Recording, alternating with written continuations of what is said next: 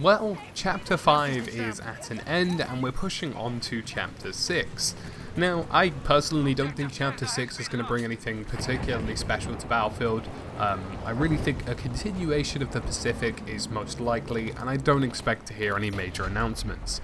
Now, the reason for this is the usual fact that after Christmas, everything slows down at the DICE offices, and we don't normally see anything really interesting until about February, March.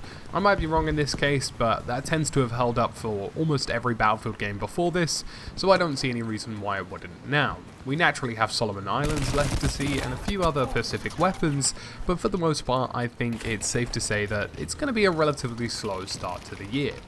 Now, with all of that said, I wanted to talk about this today, which is what will be the next theatre of war. We've had the start of the European conflict, we've had the Pacific, and we've had a couple of locations that aren't exactly iconic to World War II, but I guess was what DICE wanted to do anyway. So in this video today, I'm going to be giving you a quick rundown of what I think is most likely to be the next theatre of war that we dive into this year. Now, I think we've seen an internal switch from DICE, because the Pacific Theatre probably wouldn't have happened without a conceptual change to Battlefield 5. And what I mean by that is that this game originally set out to tell untold stories of World War II. And, well, the Pacific Theatre isn't exactly an untold story, it's probably a slightly lesser known one, but at least I find in American history it tends to be a pretty prominent part of the war, considering, well, the Americans were basically the only ones who were involved in that kind of conflict. And for the most part, I think it's a theatre of war that is known in World War II, both in media and just in general. For those of you guys who have watched The Pacific, that tends to be a good entry point to that kind of theatre of war. And with that said, I think it makes the next theatre likely to be something iconic, and realistically, if you think about that, the only one that springs immediately to mind would be either the fall of Berlin or the Eastern Front. Now, the reason I would say the Eastern Front is because they have tried this sort of chronological approach, I guess, to the game, and theoretically speaking, the fall of Berlin should be the last part or last entry to the game, which it most likely will be, bearing in mind that the next Battlefield doesn't release until 2021, which means we probably won't hear anything about it until June next year. And in terms of iconic conflicts, I think it's safe to say that the Eastern Front is probably the most known, bearing in mind it was the most lethal front in World War II in terms of how many people went over there, and unfortunately didn't come back.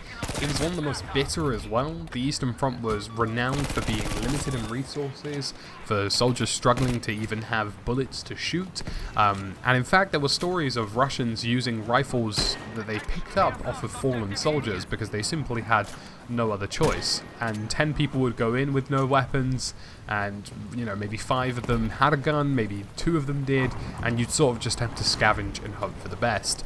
And it's a crazy front with crazy stories like that. The harshest of winters and weather conditions that really made it one of the most interesting and one of the most historically notable wars in the region. You've got iconic places in the Soviet Union like Stalingrad, and also even potentially places like Leningrad. The Germans tried to push all the way to Moscow, at least that was the plan. The Battle of Stalingrad is one of the most known things ever, and even there was the offensive against Baku in the Caspian Sea as well. So there's really a huge variety of options in this front, and you've got the Red Army as well, which have very iconic weaponry, very iconic uniforms. It's something that, much like they did in the old school Battlefield 1 DLCs, you could kind of reskin the entire game. The Red Army, when they were introduced to any other game, just has an iconic look to it, and Battlefield can certainly achieve the same thing. Much like they did with the French DLC in Battlefield 1, and much like they actually did with the Russian DLC in Battlefield 1 as well, which actually featured the opposing white and red armies, but they all had a very iconic look to it. It's something I highly would like to see in the game, and there really are some crazy other battles as well, like the Battle of Warsaw, the Battle of Kursk. All of these are huge examples of Eastern Front theatres that DICE could potentially utilize if they wanted to. This is something that really is, for most people, an iconic part of World War II games. For those of you who played the old school Call of Duty, I think that was COD World at War. A lot of us remember some of the most incredible missions in the campaign there, and I think a lot of that, you know, really incredible feature sets could be brought forward into Battlefield 5. I think with modern graphics, with a new take on the Eastern Front, with, you know, brand new Russian weaponry, we could actually see something unfold that would be really good.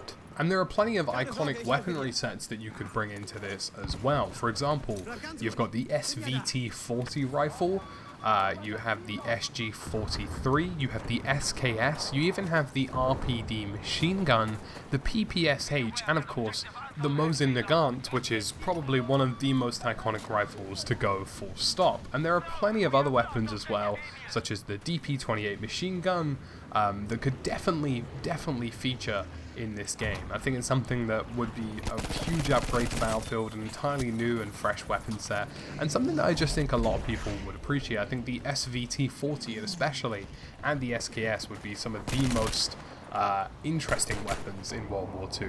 I really don't think there's going to be a lot for Battlefield this year. It's just one of those tricky situations, I find.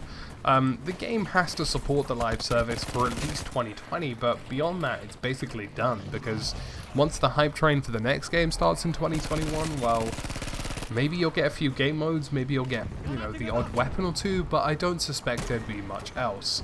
And I really do feel as though they're probably going to channel this kind of chronological order of things, and the Eastern Front would be the biggest one that would give them the biggest bang, so to speak, and the fall of Berlin would probably come late in the year in 2020, and I'd say that's probably about it. I think that would be the end of any other chapters for Battlefield. I think they'll probably do some game modes, maybe like the odd map, but for the most part, in terms of critical content, I think that would probably wrap up 2020 and leave them into 2021. But that's just my suspicion.